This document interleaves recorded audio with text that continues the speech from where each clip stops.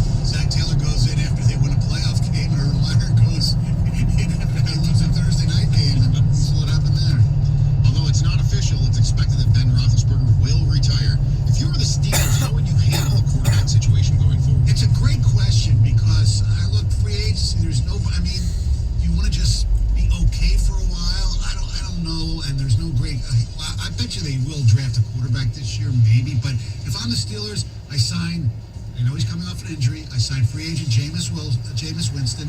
You know, he did have 14 touchdowns and 3 interceptions last year, and wait on a quarterback for next year. We do not share our answers, right? And they have been somewhat similar today. But Jameis Winston is going to be the bridge until they can find their next quarterback. Real quick, if I were them and this is Hatchett's dream, I would, because he's a Steelers fan, I would sniff around, especially if the Raiders make a coaching change, because of what Derek Carr said about Rich Bisaccia and wanting to keep him. Yeah. And I think you could get him, and I might even be willing to give up my first round pick in the 20s. For Derek Carr? To try to keep winning. I think Derek Carr would fit very well in Pittsburgh. I think if the Steelers are going to make a trade, or the Raiders are going to make a trade, they could do something crazy like try to trade for a coach again. I think Carr is probably come at the cheapest price. Yeah. All right, that's the Wide 9 here on 97.1 The Ticket.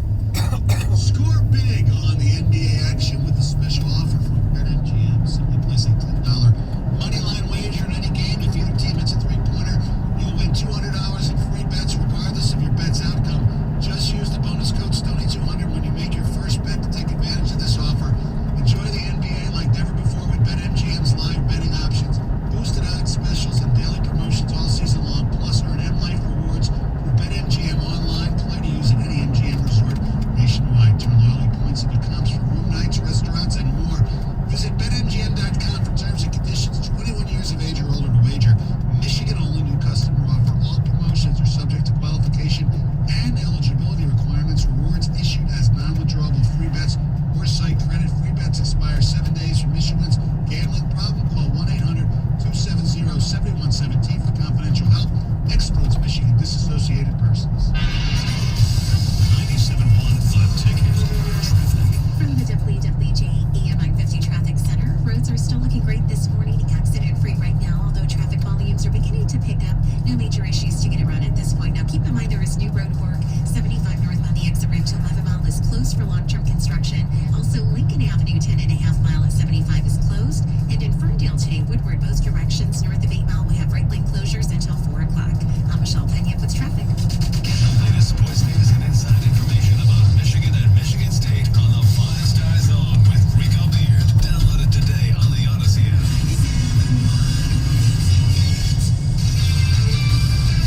This is Boomer Esiason with an Odyssey Sports Minute. 64 years to the day that he debuted with the Boston Bruins in Montreal, becoming the first African-American player in the NHL. Willie O'Ree had his number 22 hoisted to the rafters of TD Garden. Commissioner Gary Bettman said the 86-year-old Hockey Hall of Famer made a unique, transformative, and enduring contribution to the NHL. Congratulations, Willie, for a long overdue honor. I'm Boomer Esiason. Texting enrolls you into recurring automatic text messages. Message and data rates may apply. If you are a man over 40, listen up, because this could impact how much you're getting done during the day and at night. The harsh reality is, once you hit 40, your body has less free testosterone. Here's the good news. Nugenix, the #1 selling testosterone booster at GNC, has changed the game again for men over 40 with Nugenix Total T, their most powerful man-boosting formula ever. And guys all over America are raving about it. Jeremy P says, this is the best product I found to raise T levels. I plan on using the product for the rest of my life. And how about Shane D? He says, I had no drive and was tanked out at the end of the day. After 3 months, my energy level is through the roof. I work out like most 19-year-olds. I am 47. Guys over 40, you need Nugenix Total T. And right now, you can get a complimentary bottle. Just text ALL to 42424.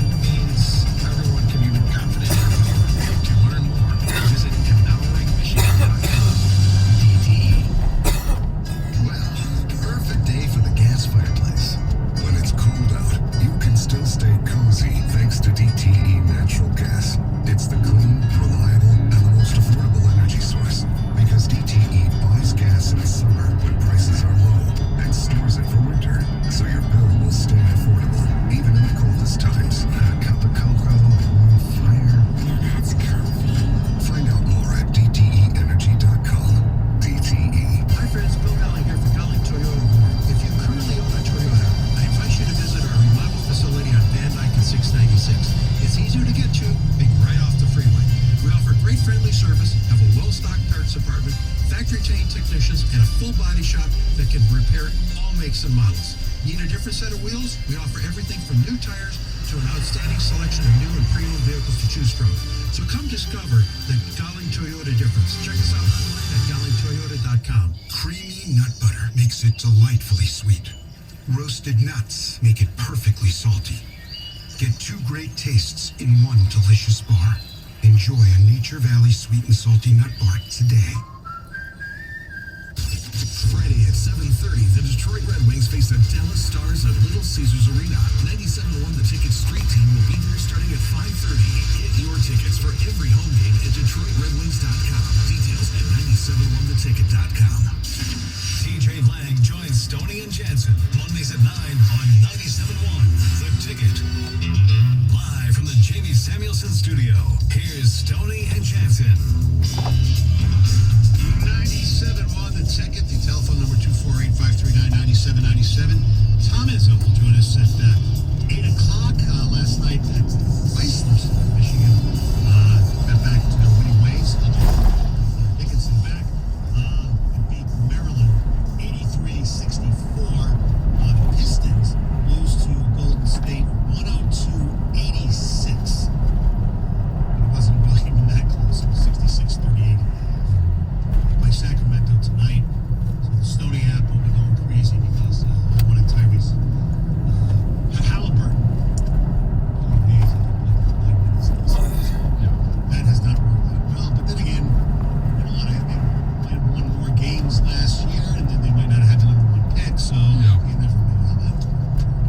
Yes, it's always unique. I want to ask you a question about college athletics. Okay. Are you in favor, do you like the transfer portal and immediate eligibility for a one-time transfer? God. I thought I did, Yeah. but I don't believe that all teams are playing the same rules, number one, as far as getting guys through the portal, but all teams don't play by the same rules getting into school either. Yeah. I'm okay with it, but I don't want to talk to Izzo about it again because he ended up being right. Players, there's too many people who were like left just in the portal. Yeah, with nowhere to go. Yes. Not having hope. Okay, now I want to know your thoughts. Do you like the NIL? Name, image, and likeness. Players getting paid. Yeah, I do. Look, there has to be some sort of,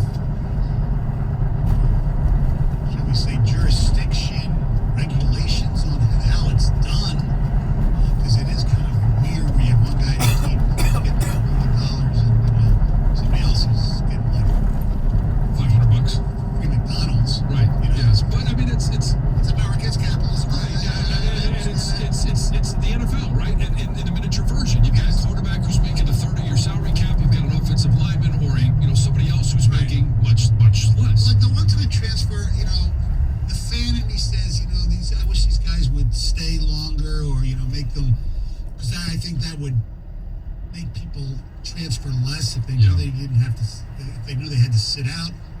But when you see what we saw this year in the head coaches carousel, I don't blame the players at all. Right, and I don't either.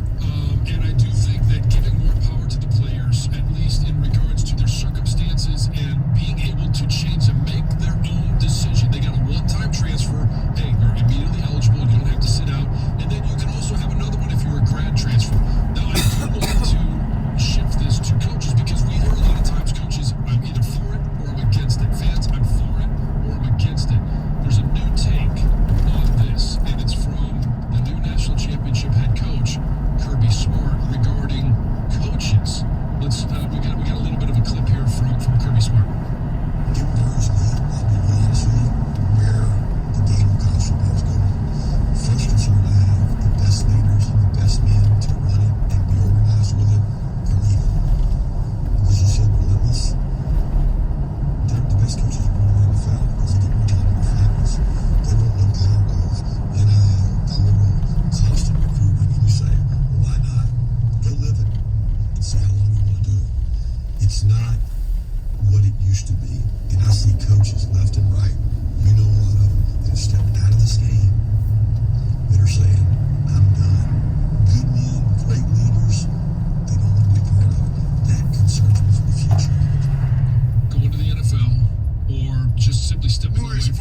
assistant coaches. Right. Yes. Yeah. And so, but locally, obviously, the conversation right now. Jim Harbaugh going to the NFL. The arguments right now are, hey, you don't have to recruit. You do get more time with your family. Ryan Day going to Chicago. That conversation is still out there, and it's the argument is, why would you want to do what you have to do as a college coach? 24/7, 365 recruiting.